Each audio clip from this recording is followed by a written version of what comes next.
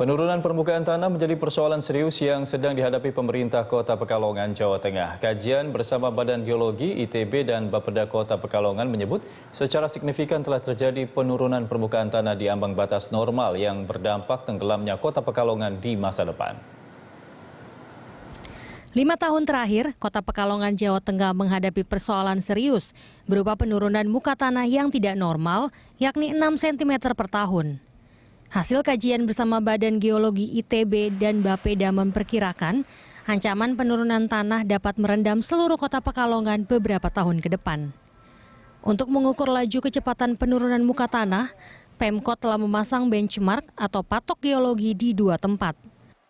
Melalui alat yang dilengkapi sensor ukur tersebut, laju penurunan muka tanah dapat dihitung atau diperkirakan sehingga penanganan sekaligus tindakan serius bisa secepatnya dilakukan untuk mengurangi dampak yang lebih luas di masa mendatang.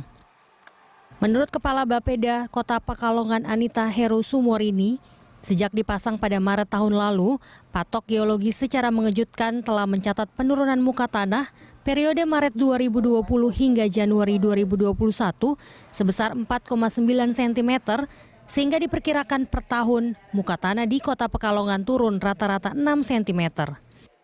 Sementara itu, patok geologi yang dipasang pada kedalaman 100 meter dari permukaan tanah, selain menjadi ukuran laju kecepatan penurunan, juga menjadi indikator kondisi tanah dalam satu kawasan tertentu yang mengalami penurunan muka tanah.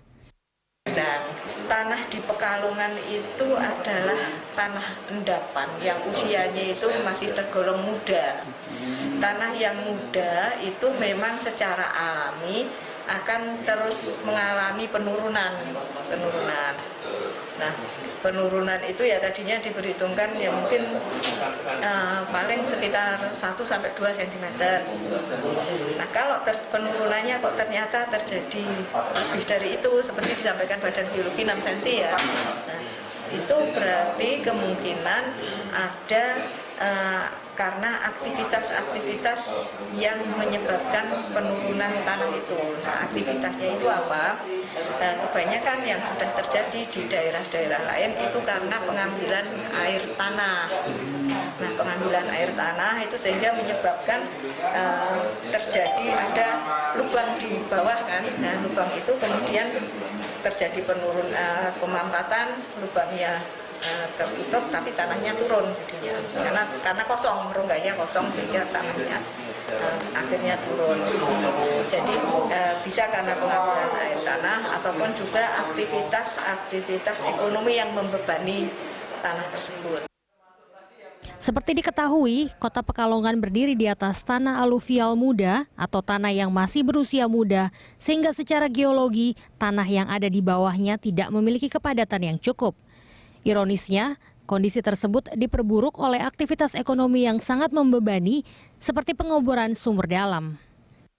Dampak dari kondisi tersebut, air pasang atau rob maupun banjir makin sering terjadi dan berlangsung lebih lama. Cas Kuat, Berita 1, Pekalongan, Jawa Tengah.